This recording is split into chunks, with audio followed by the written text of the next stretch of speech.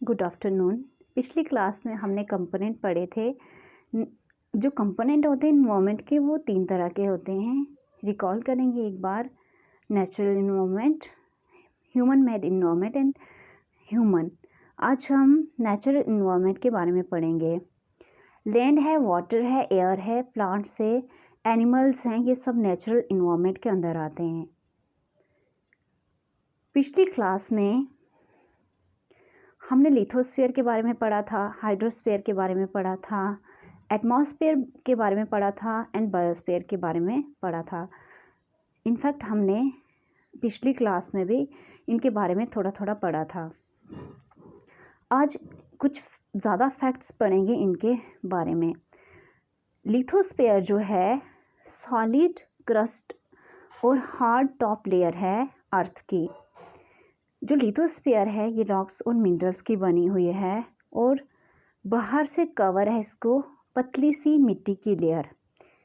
जो लिथोस्फीयर है ये एक इरेगुलर सरफेस है। कहने का मतलब है कि इसमें बहुत सारे लैंडफॉर्म पाए जाते हैं। कहीं पे पहाड़ियाँ हैं, कहीं पे प्लेट्यूज़ है, कहीं पे प्लेन्स है, कहीं पे वैली है। लैंडफॉर्म जो है हमें कंटिनेंट पे भी मिलते हैं और ओशन फ्लोर के अंदर भी मिलते हैं। मतलब जिस तरह से लिथोस्फीयर में जिस तरह से लैंड पे डिफरेंट लैंडफॉर्म मिलती हैं, जैसे कहीं पे पहाड़ है, कहीं पे प्लेट्यू है, कहीं पे प्लेन्स है, उसी तरह जो ओशन फ्लोर है वहाँ पर भी हमें डिफरेंट लैंडफॉर्म देखने को मिलते हैं। लिथोस्फीयर एक ऐसा डोमेन है जो हमें फॉरेस्ट प्रोवाइड करता है और ग्रेजिंग के लिए ग्रासलैंड प्रोवाइड करता है। मतलब पशुओं को चराने के लिए घास वाली ज़मीन पाई जाती है। इसके ऊपर कृषि के लिए ज़मीन पाई जाती है, खेतीबाड़ी के लिए, एग्रीकल्चर के लिए मतलब ज़मीन पाई जाती है और ह्यूमन सेटलमेंट के लिए भी यहाँ पे लैंड मिलती है। ये एक मिनरल वेल्थ का भी सोर्स है लिथोस्फीयर।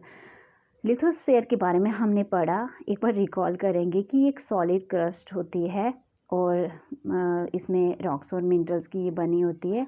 साथ में इसमें डिफरेंट लैंडफॉर्म होते हैं और कहीं पे फॉरेस्ट पाए जाते हैं। हमें एग्रीकल्चर के लिए भी हमें ज़मीन पाई जाती है। नेक्स्ट हमारा आता है हाइड्रोस्फीयर।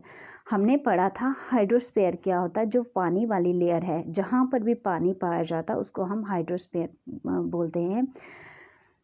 ये जो है इस पे बहुत सारे वाटर के सोर्सेज पाए जाते हैं और डिफरेंट टाइप की वाटर बॉडीज़ पाई जाती है। कहीं पे रिवर्स आते हैं, कहीं पे लेक्स आते हैं, कहीं पे सी होते हैं, कहीं पे ओशंस होते हैं।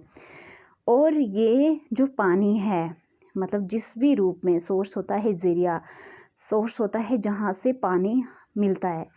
जैसे कि हमें पानी कहाँ कहाँ से मिलता है, नदियों से पानी मिलता है, झीलों से पानी मिलता है, समुंदर से पानी मिलता है। तो ये जो पानी होता है लिविंग बीइंग के लिए बहुत ही ज़रूरी है ज़िंदा रहने के लिए। नेक्स्ट हमारी लेयर आती है। हमने 2 लेयर के बारे में पढ़ लिया। लिथोस्फीयर के बारे में मतलब रिकॉल करेंगे, लिथोस्फीयर जो ज़मीन वाली लेयर है, जो लैंड है, उस लेयर को हम लिथोस्फीयर बोलते हैं। हमने हाइड्रोस्फीयर पढ़ लिया, वाटर वाली लेयर को हम हाइड्रोस्फीयर पढ़ते हैं। तो हमने हाइड्रोस्फीयर भी पढ़ लिया। अब हम एटमॉस्फेयर के बारे में पढ़ेंगे। एटमॉस्फेयर जो है थिन लेयर है एयर की, जो अर्थ के सराउंडेड पाई जाती है। ग्रेविटेशनल फोर्स जो है अर्थ की, उसने एटमॉस्फेयर को पकड़ के रखा है। ये प्रोटेक्ट करती है हमें जो हार्मफुल रेज होती हैं और तपती जो धूप है सन से, उससे हमें ये बचाती है। जो एटमॉस्फेयर है इसमें तरह तरह की जो है गैसेस पाई जाती है, डस्ट पाई जाती है, वाटर वेपर पाए जाते हैं। जो चेंज होती है एटमॉस्फेयर की वो प्रोड्यूस करती है चेंज वेदर और कंडीशन। कहने का मतलब है कि अगर एटमॉस्फेयर में चेंजेस आएंगी तो जो हमारा वेदर और हमारा क्लाइमेट होगा उस पर उसका असर होगा। प्लांट्स और एनिमल किंगडम जो है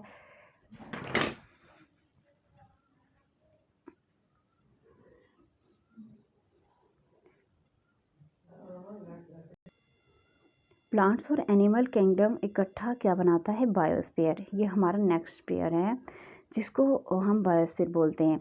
बायोस्फीयर जो होता है इसमें प्लांट्स और एनिमल जो होते हैं, मतलब लिविंग थिंग्स जो आती हैं वो बायोस्फीयर के अंदर आती हैं।